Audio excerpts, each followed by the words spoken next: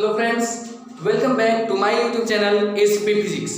आज हम फिर अंग्रेजी में क्लास 12 के पोएट्री सेक्शंस के फर्स्ट लेसन को देखने जा रहे हैं, जिसका नाम है sweetest love I do not go. इससे पहले हम 2 लेक्चर्स कर चुके हैं। एक में पोएट की सारे वर्णनों को बताया गया है, फिर इसके 8 लाइन के पैराग्राफ को एक लेक्चर्स में डाला गया है, जहां पर हमने कहा था कि अब हम देखेंगे आखिर ऐसा क्या घटित हुआ पोएट के साथ कि वह अपने प्रेमिका को छोड़कर भागने लग गया।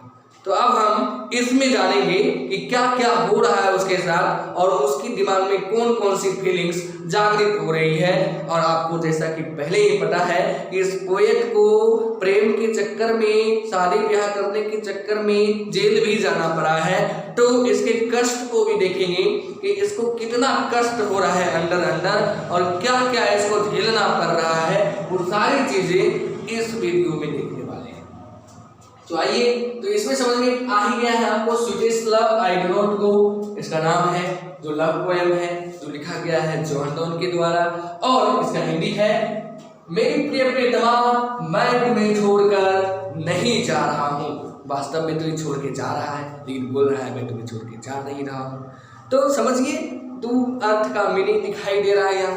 तो अभी आप समझेंगे फिर यहाँ क्या कर रहा है कि yesternight the sun went hence। फिर कह रहा है and it is here today। यानी जो भी अंडरलाइन वर्ड है उसे अच्छे तरीके से आप समझने की कोशिश करिएगा। तो देखिए, एस्टर नाइट का मतलब होता है बीता हुआ रात, बीता हुआ रात। और सन देखिए यहाँ पे फिर से सन का स्पेलिंग जो पहले जमाने का है और अब होता है इस टाइप का। कोई प्रॉब्लम नहीं है। यहाँ पे कहा जा रहा है वेट हैंड्स और फिर कह रहा है and yet is here today. पहले टुडे अलग अलग लिखा जाता था, लेकिन अब इसे साथ में लिखा जाता है। कोई प्रॉब्लम नहीं, इतना चीजों को आप समझिएगा थोड़ा थोड़ा। इसमें जो एंशिएंट टाइम का है और जो मॉडर्न का है इसमें फर्क भी समझते जाइए साथ में। तो यहाँ क्या कहा जा रहा है समझिएगा। कहा जा रहा है गत रात्रि, यानी बीते गए रात में सूरज जो है ना चला गया था, सूरज चला गया था। वेट हैंस यहां से जा चुका था, वेट मैंने जाना, ओके। एंड एट अभी, एट मतलब अभी तुरंत, and yet is here today, लेकिन अभी सूरज यहाँ है। आज सूरज यही है, ये मतलब यहाँ है, ओके। यानी कहा जा रहा है कि पहले जो बीता हुआ रात्रि था ना, उस समय सूरज डूब गया था, सूरज जा चुका था, लेकिन अब जो अभी है सूरज यहाँ पर है। यानी यहाँ पे सूरज का बात कहा जा रहा है। किसका बात कहा जा रहा है? सूरज का बात कहा जा रहा है। और इसमें सूरज के साथ साथ अपनी वो गर्लफ्रेंड का भी तुलना कर रहा है पोएट। वो कह रहा है कि गत रात्रि सूरज जा चुका था, लेकिन अब सूरज यहाँ पर है। और समझिएगा, फिर हम इसकी मीनिंग को अच्छे तरीके से आपको समझाएंगे। कहा जा रहा है ही हैड जो लिखा गया है ये हैज का ही रूप है। किसका रूप है? हैज का। हैड पहले के जमाने में यानी एंशिएंट एज में लिखा जाता था, लेकिन मॉडर्न एज में एच हैज लिखा जाता है। तो he has no desire nor sense, यानी डिजायर मतलब होता है इच्छा, डिजायर मतलब होता है चॉइस। क्या होता है? चॉइस।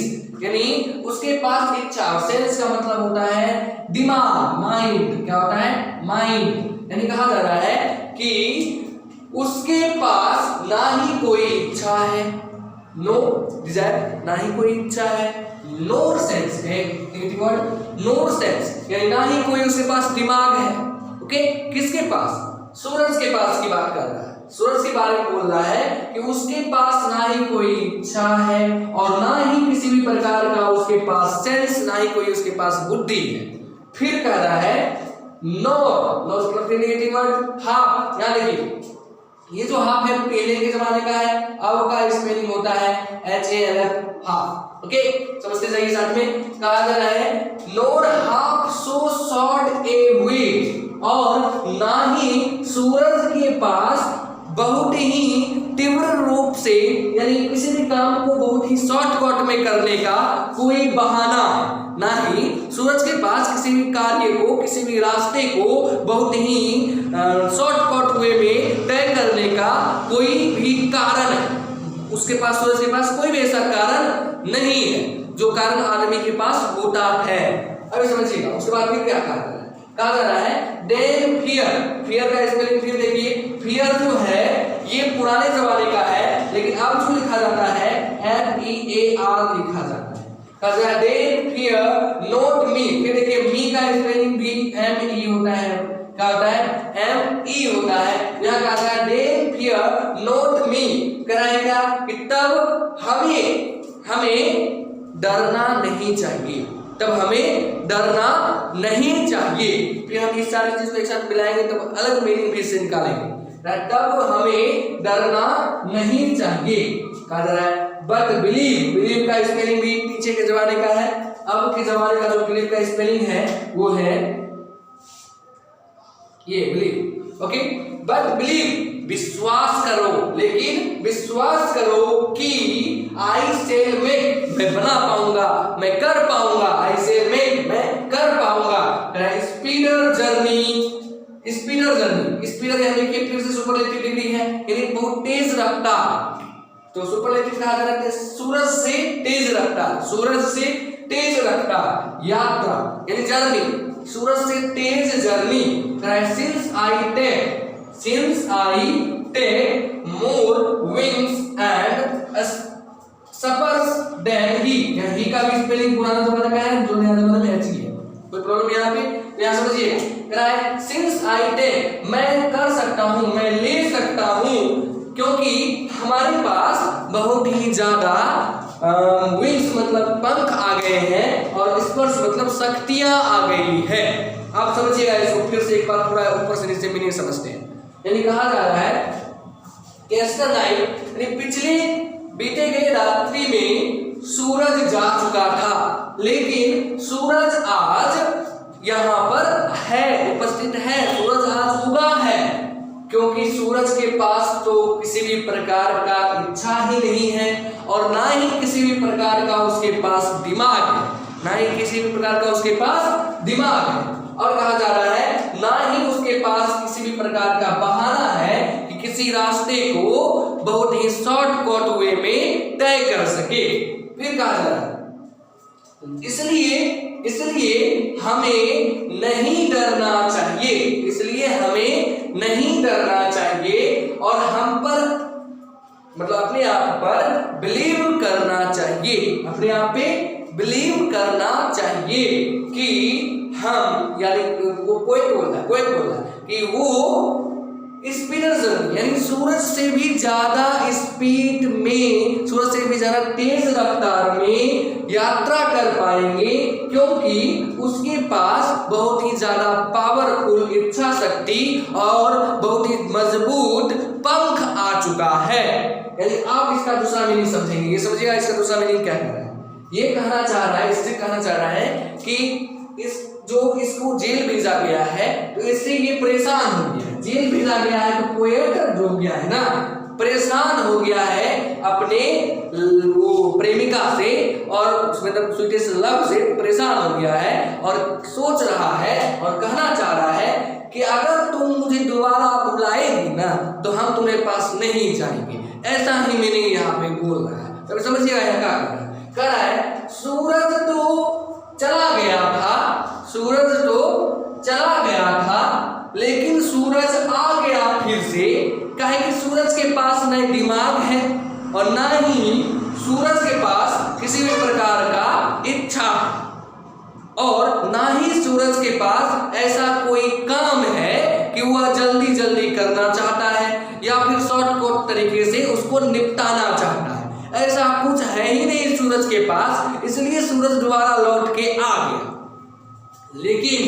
लेकिन पोएट कह रहा है कि हमारे पास जो है ना ये सारा चीज है, इच्छा भी है, दिमाग भी है, और शॉर्टकट रास्ता तय करने के लिए भी पता है। तो हम अगर भाग गए तो हम फिर से लौट के नहीं आएंगे। यानी कहना चाह रहा है कि अगर हम तुम्हारे जीवन से भाग गए हैं, यानी प्रेमिका के जीवन से भाग गए हैं, तो हम पुनः तुम्हारे जीवन में लौट कर नहीं आएंगे। ये पोएट का कहना है। वो कह रहा है कि बिलीव करो, मैं डरता नहीं। क्या कह रहा है? मैं डरता नहीं, आई हैव नो फियर, मैं डरता नहीं, मुझे विश्वास है कि मैं सूरज से भी ज्यादा तेज रफ्तार में यात्रा करके तुम्हारी जिंदगी से बाहर चला जाऊंगा, तुम्हारी जिंदगी से बाहर चला जाऊंगा, क्योंकि तुम जो मुझे इतना परेशान की है तो उसके कारण हमारे पास बहुत ही ज्यादा इच्छा शक्ति जागृत हो गया है, सोचने समझने की बुद्धि बढ़ गई है और एक प्रबल इच्छा शक्ति और मजबूत हौसलों के साथ हम तुम्हें छोड़ करके इतना दूर चले जाएंगे कि कभी भी नहीं लौट कर आएंगे। यानी सूरज की तरह हम नहीं हैं। पोएट यही कहना चाह रहा है। पोएट कहना चाह रहा है, फिर से समझिएगा, पोएट कहना चाह रहा है कि जिस प्रकार सूरज एक रात जला जाता है, लेकिन सूरज के पास किसी भी प्रकार की इच्छा शक्ति, किसी भी प्रकार का दिमाग या किसी भी प्रकार का वैसा जल्दी जल्दी करने वाला काम नहीं है, इसलिए सूरज जो है ना फिर से लौट करके चला आता है।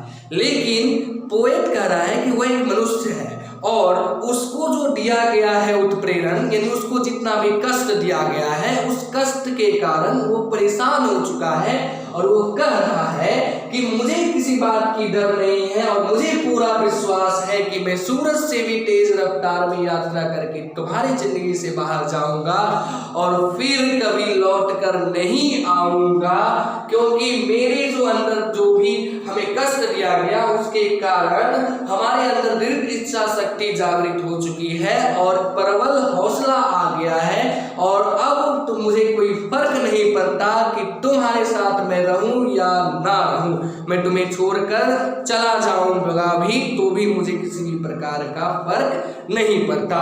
ये बातें इसमें बताई गई है पोएट के द्वारा। तो अब हम इसके बाद ये जानेंगे कि पोएट जो है उसके जीवन में उसकी प्रेमिका क्या क्या घटना की है, यानी क्या क्या उसके जीवन में घटित हुआ पहले, जेल जाने से पहले और जेल जाने के बाद किस तरह से प्रेम शुरू हुआ और प्रेम के अंदर क्या क्या हुआ, वो सारी बातें अब इसके बाद के पैराग्राफ में आने वाला है। तो जुड़े रहिएगा प्रेम के दौरान होने वाली हर एक घटनाओं को जानने के लिए। अगले एपिसोड में हम फिर मिलेंगे एक नई ऊर्जा के साथ और समझेंगे उस एपिसोड के भी हिंदी को लाइन बाय लाइन और नए मीनिंग को भी। जय हिंद।